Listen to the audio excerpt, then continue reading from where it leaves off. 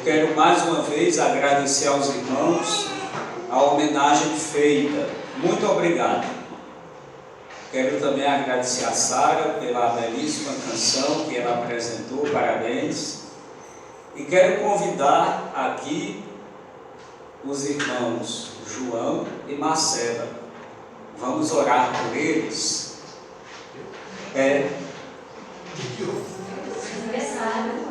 São os aniversariantes. São os aniversariantes da semana. João, irmão João e Marcela. Vamos orar por esses irmãos? Senhor Deus e Pai, em nome de Jesus, Senhor, nós te agradecemos por essa rica oportunidade que o Senhor nos dá de podermos orar e celebrar por mais um ano de vida da irmã Marcela e do irmão João. Ó Deus, eu quero te pedir que o Senhor os continue abençoando. Ó Deus, dando-lhes muitos e muitos outros anos de vida, paz, saúde, bênçãos. Ó Deus, que o Senhor os fortaleça com a tua graça, com a tua palavra, com o teu Espírito. Que a cada dia eles continuem, Senhor, firmes e animados em ti. E pedimos isto em o nome de Jesus. Amém. Amém. Parabéns, Marcela. Parabéns, irmão João.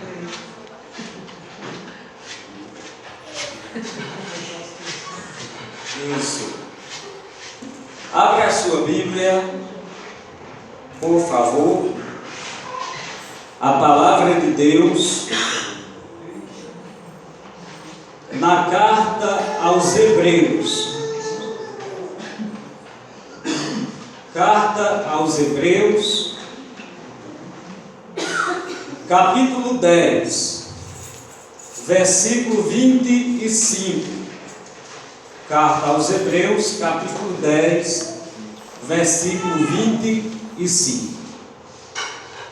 Eu quero dizer para os irmãos que a maioria dos estudiosos, a maioria dos biblicistas, eles dizem que a carta aos Hebreus, ela é anônima. Ou seja, não se sabe quem escreveu. Mas existe um grupo de estudiosos, de biblicistas, de pessoas que estudam, que dizem que a carta aos Hebreus foi escrita pelo apóstolo Paulo. E eles dizem isso por causa das características literárias, que a escrita, o modo, a argumentação, o caráter literário é muito parecido com as cartas de Paulo. Então há um grupo que defende que foi escrita por Paulo. Eu tenho a tendência de concordar com esse grupo. E algumas vezes eu já disse, abra aí da carta de Paulo aos Hebreus. Mas é por causa de uma opinião que eu tenho nesse sentido. Mas vamos lá, carta aos Hebreus, capítulo 10, versículo 25. Todos acharam? Amém. Diz assim a palavra de Deus: não deixemos de congregar-nos, como é costume de alguns. Antes façamos admoestações, e tanto mais quanto vedes que o dia se aproxima. Meus queridos irmãos, todo pastor tem um sonho. Inclusive houve um pastor americano, pastor batista, chamado Martin Luther King. Esse pastor, em um de seus sermões, ele cunhou a famosa frase I have dream, ou seja, eu tenho um sonho. Mas o sonho de todo pastor, além daquele sonho que Martin Luther King tinha, no contexto da pregação que ele fez, o sonho de todo pastor é que os seus sermões fiquem gravados na mente e no coração dos seus ouvintes. Então, todas as vezes que você ouvir um sermão pregado, você preste atenção, você procure compreender, você procure acompanhar, você procure internalizar, porque a palavra de Deus é aquela que transforma as nossas vidas. Não deixemos de congregar-nos, como é costume de alguns. Antes façamos admoestações, e tanto mais quanto vedes que o dia se aproxima. O título do sermão de hoje é: Jesus deseja que você frequente a igreja.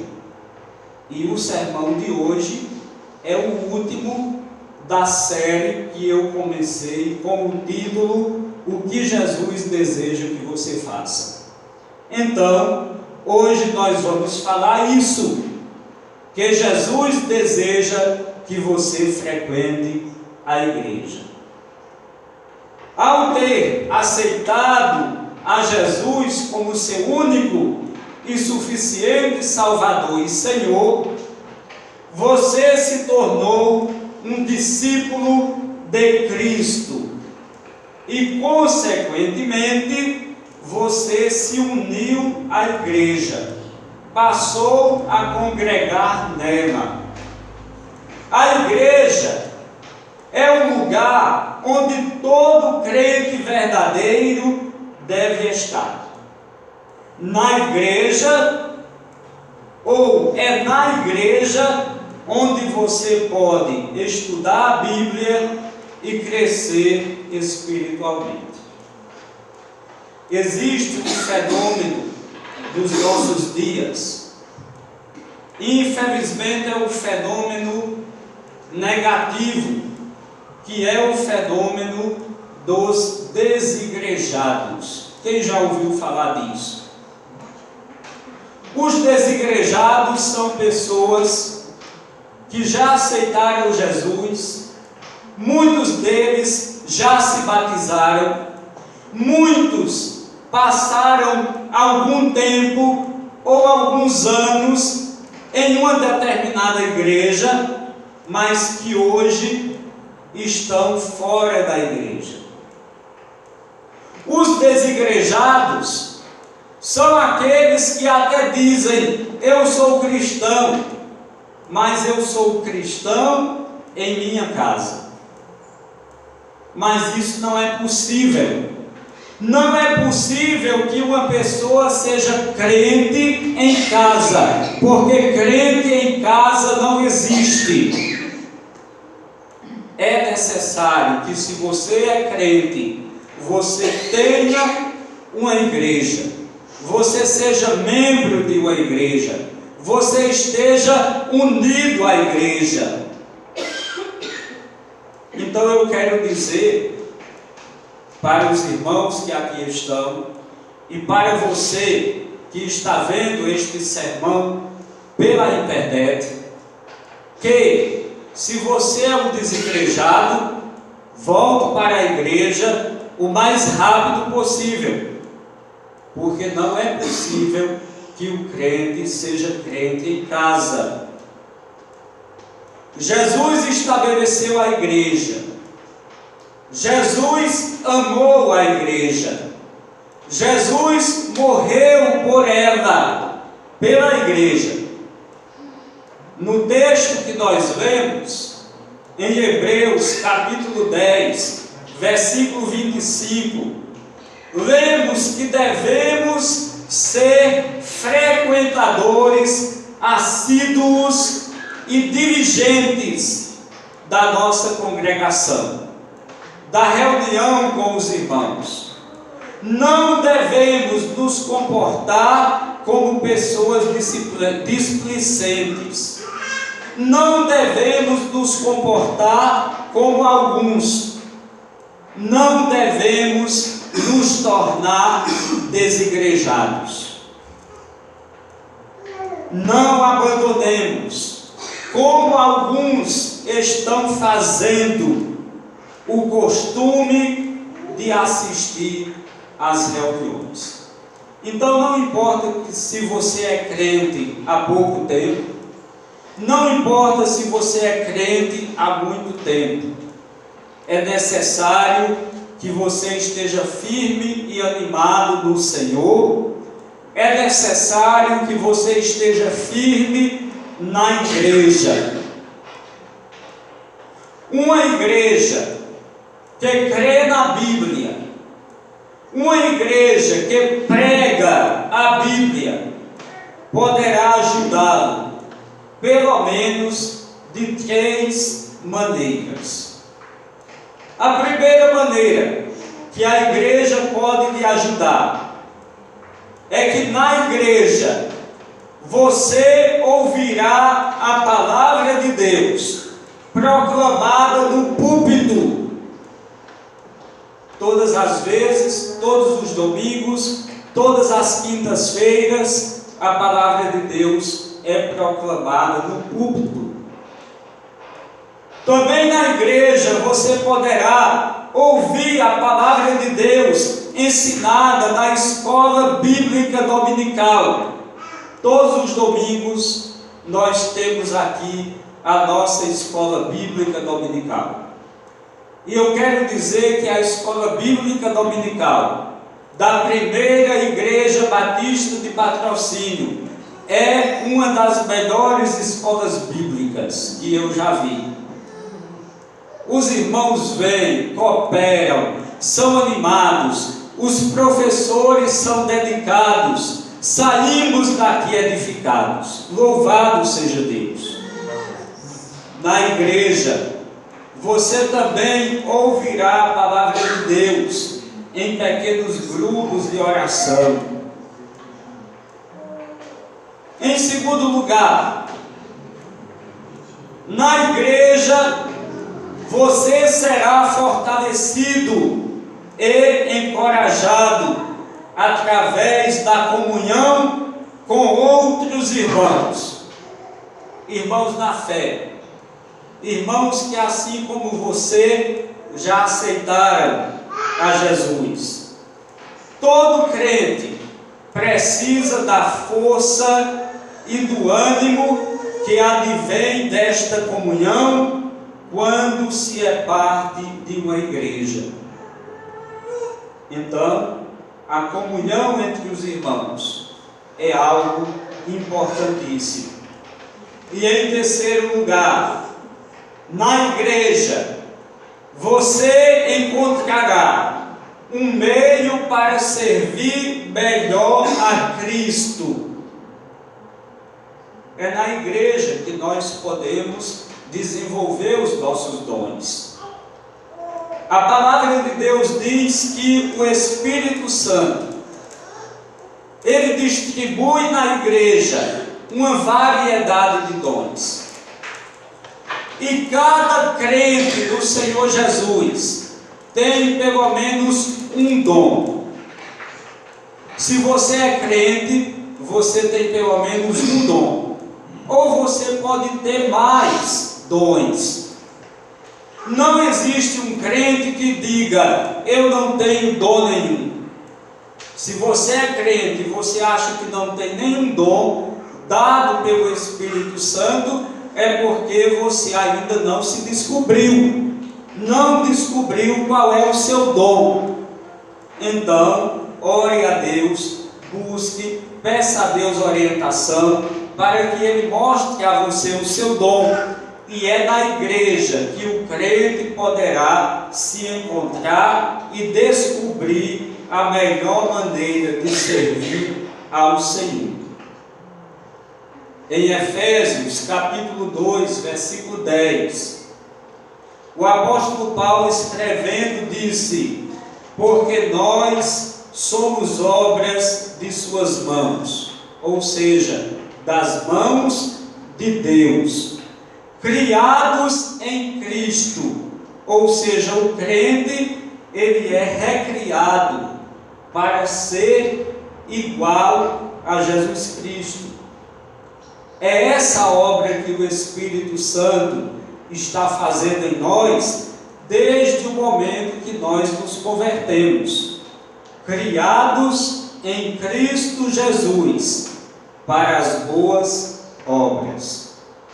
Então você descobrirá de que forma você poderá servir a Cristo na igreja. Isto quer dizer que somos salvos para servir. Nós não servimos primeiro para nos salvar, mas primeiro nós somos salvos e somos chamados para servir.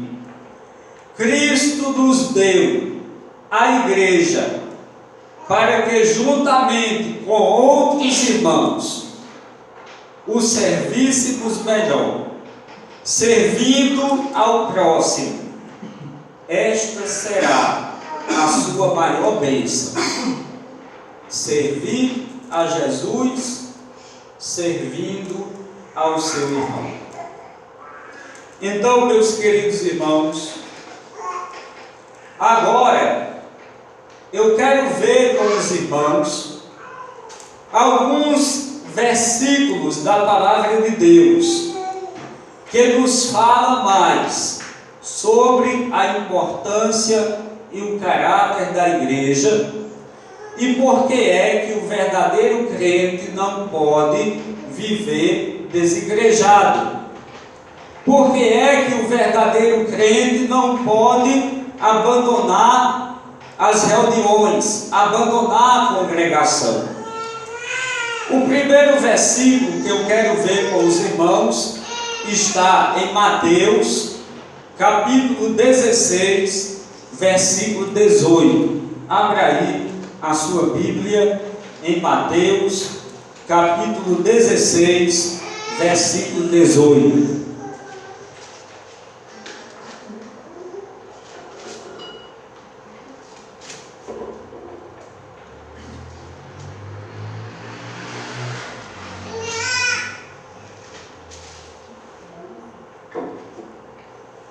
Todos acharam? Diz assim: pois também eu te digo que tu és Pedro, e sobre esta pedra edificarei a minha igreja, e as portas do inferno não prevalecerão contra ela. Esse versículo está dentro do contexto da história, onde Jesus pergunta para os seus discípulos: quem dizem os homens ser o Filho do Homem? Ou seja, Jesus pergunta: quem as pessoas estão dizendo que eu sou? E aí os discípulos começam a dizer para Jesus: olha, uns dizem que você é João Batista, outros dizem que você é Elias, ou Jeremias, ou algum dos profetas. E aí Jesus se vira para os seus discípulos e pergunta: e vocês? Quem vocês dizem que eu sou? E aí Simão Pedro respondeu para Jesus: tu és o Cristo, o Filho de Deus.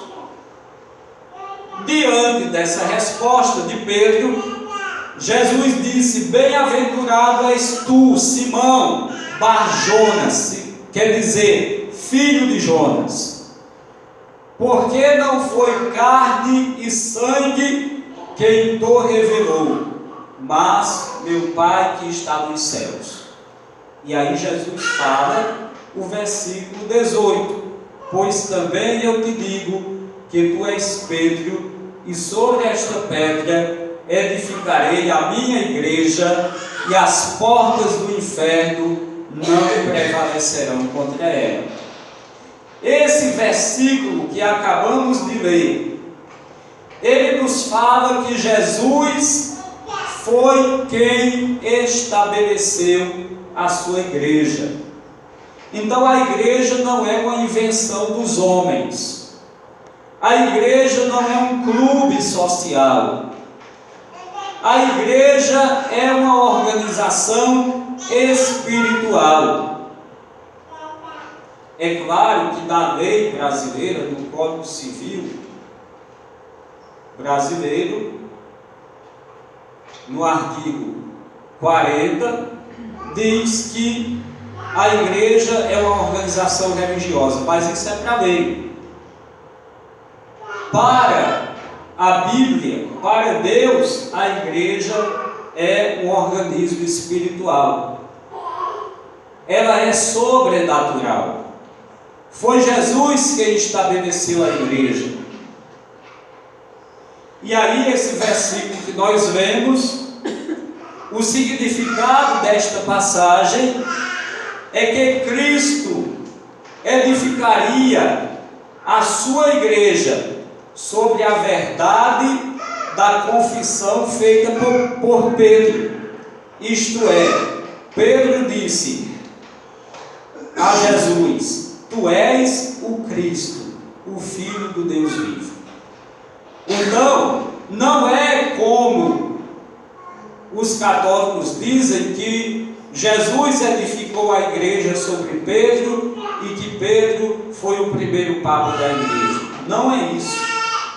Jesus edificou a igreja sobre si mesmo, aproveitando a confissão que Pedro fez quando disse: Tu és o Cristo, o Filho do Deus vivo. E aí Jesus diz para Pedro: Eu edificarei a igreja sobre esta pedra. Que pedra é? O Cristo, o Filho do Deus vivo. Ele é a pedra sobre a qual está edificada a igreja.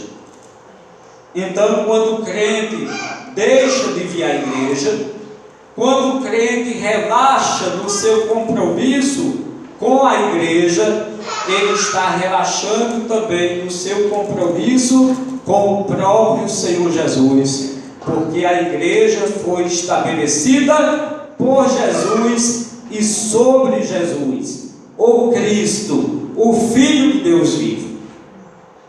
Vamos ver também Efésios, capítulo 5, versículo 25. Efésios, capítulo 5, versículo 25. Abra aí a sua Bíblia para que nós leiamos juntos a palavra de Deus. Todos acharam? Diz assim: Vós, maridos, amai vossas mulheres, como também Cristo amou a igreja e a si mesmo se entregou por ela. Aqui tem duas exortações. Uma exortação para que os maridos amem a esposa da mesma forma que Jesus amou a igreja. Mas a exortação que eu quero enfatizar e que combina com o tema da pregação é que Cristo amou a igreja e a si mesmo se entregou por ela.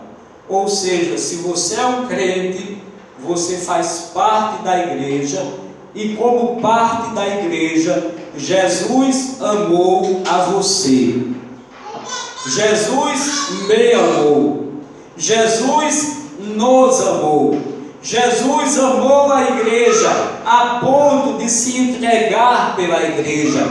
E a entrega de Jesus pela igreja foi a entrega da sua própria vida na cruz.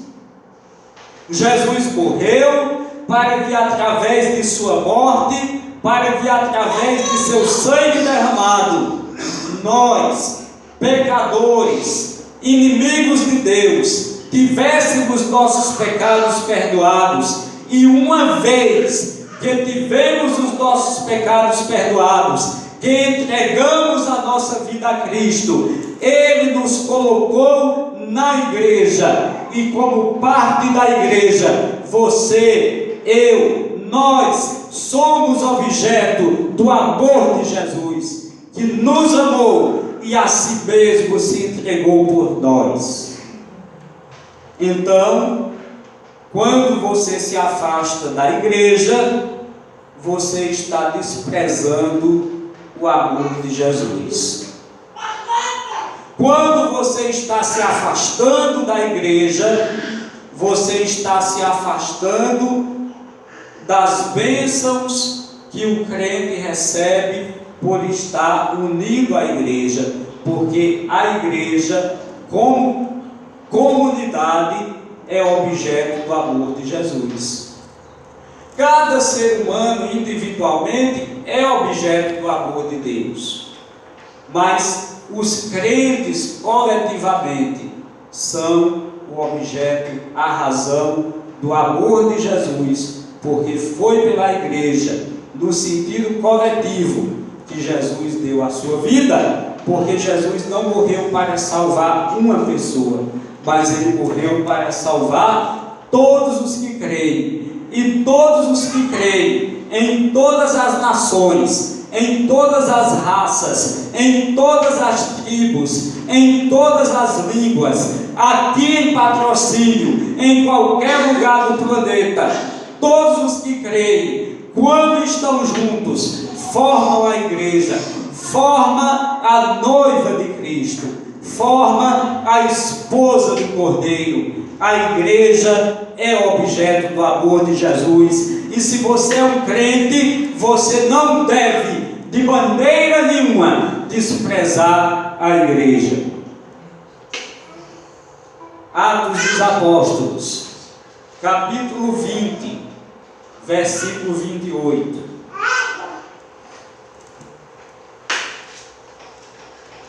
Atos dos Apóstolos, capítulo 20, versículo 28.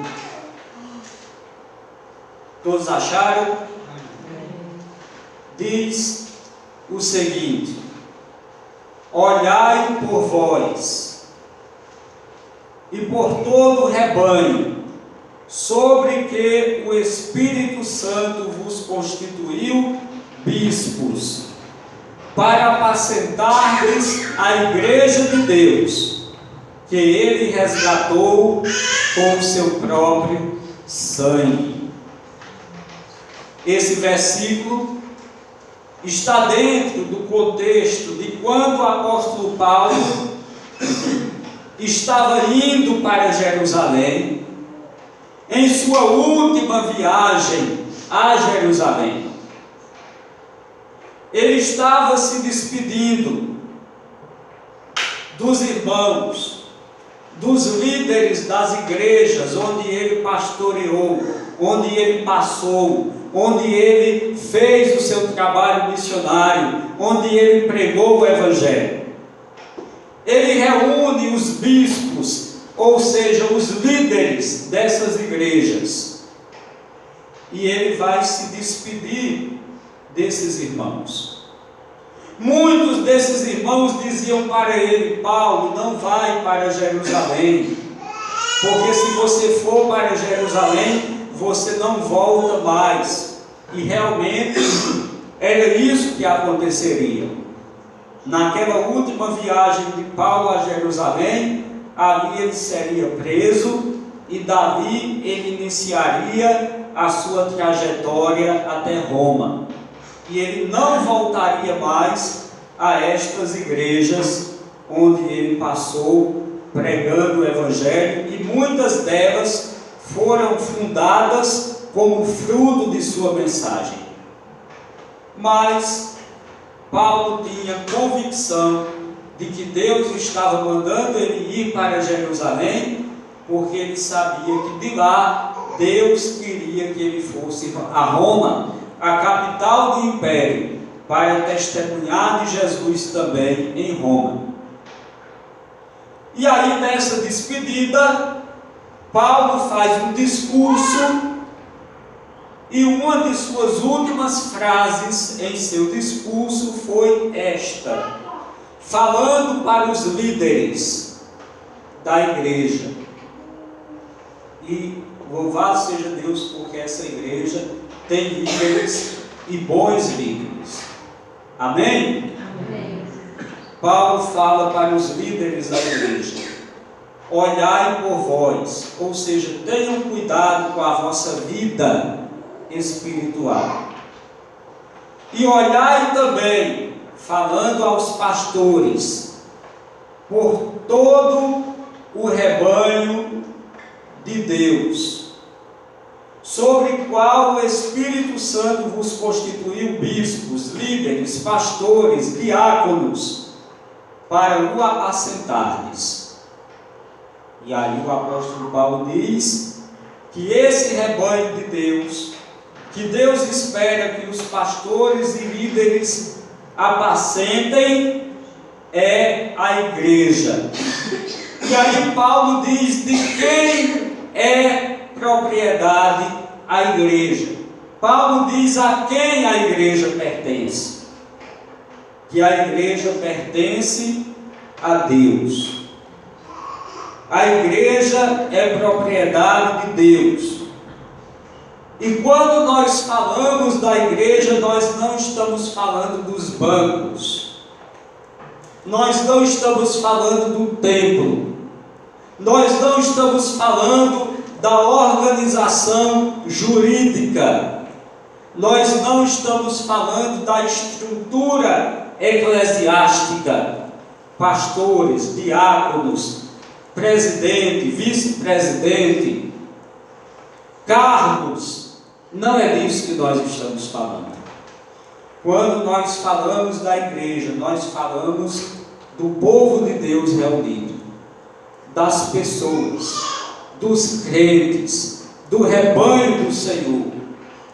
Esta é a igreja de Deus.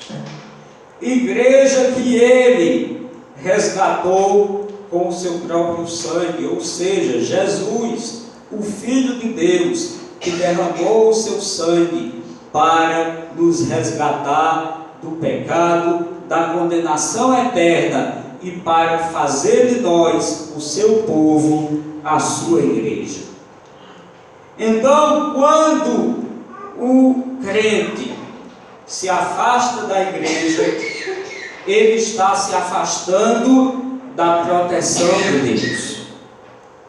É isso mesmo.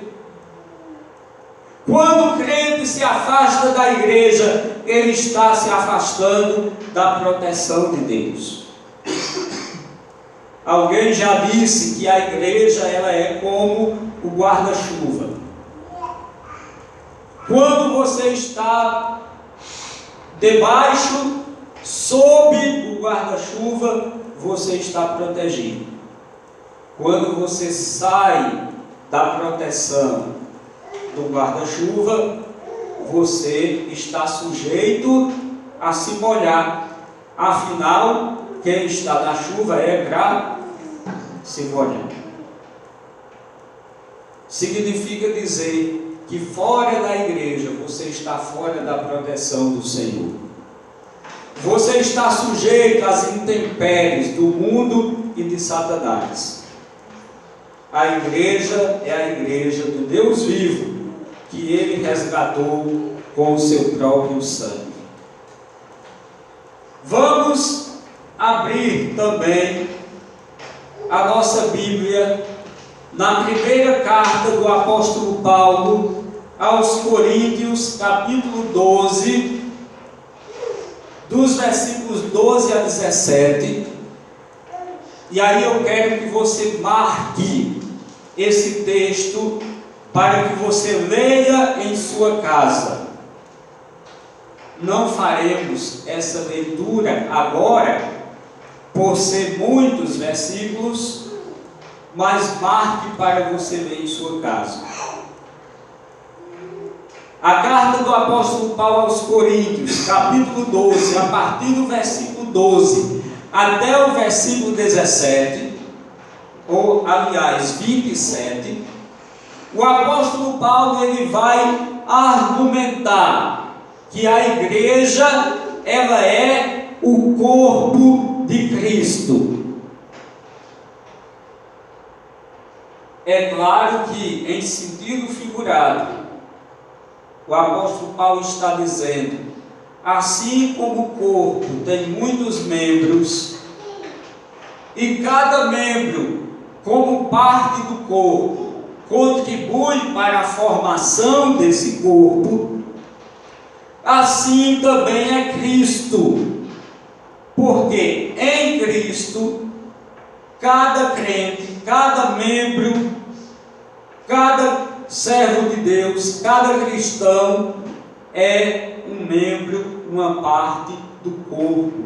E esse corpo é a igreja.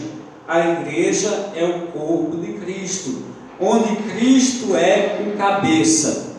Nós somos o corpo. Então o membro sozinho, ele não é o corpo. Um membro fora da igreja, ele é um membro como se estivesse decepado do corpo.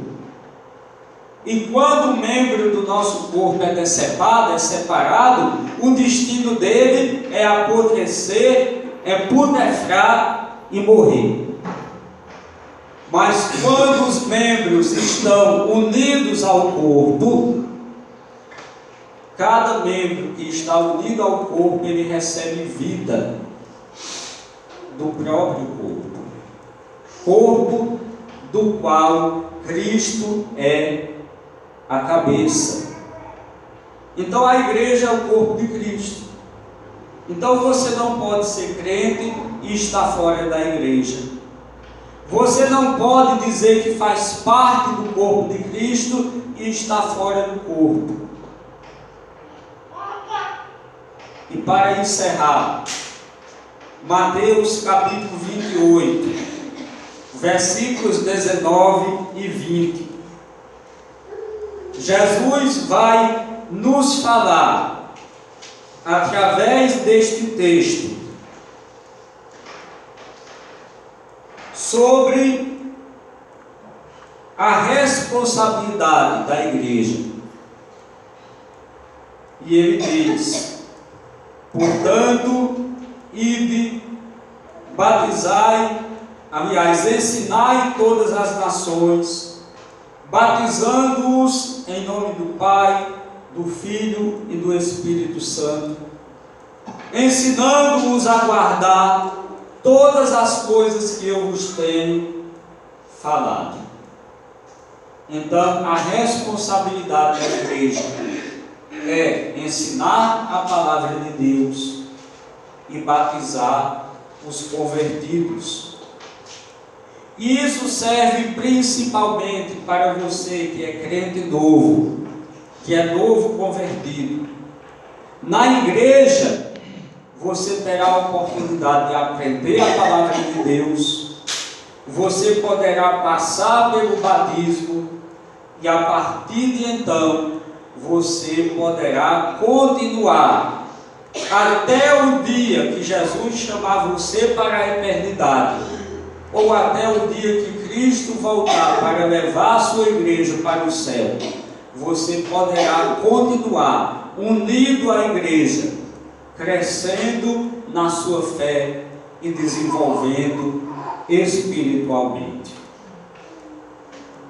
E aí, meus irmãos, a palavra de Deus, no versículo que lemos, nos diz que nós não devemos deixar de congregar, como é o costume de alguns, mas que nós devemos estar juntos a cada dia, e tanto quanto mais vermos que aquele dia se aproxima. E aquele dia que se aproxima é o dia da volta de Cristo, o dia que Jesus virá para buscar seus fiéis. este dia está se aproximando. Então, até chegar esse dia, nós enfrentaremos muitas provações e muitas lutas.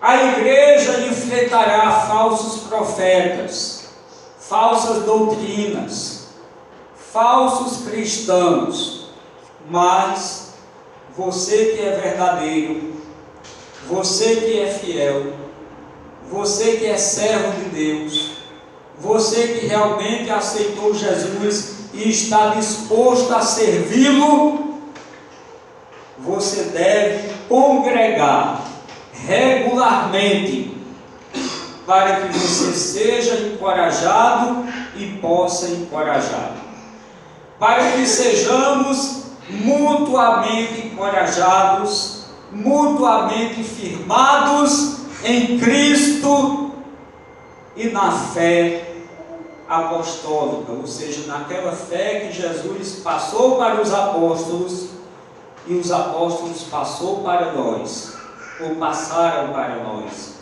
Devemos permanecer firmes. Então, não deixe de congregar. É desejo de Jesus que você frequente a igreja, que você fique firme e animado no Senhor. Amém?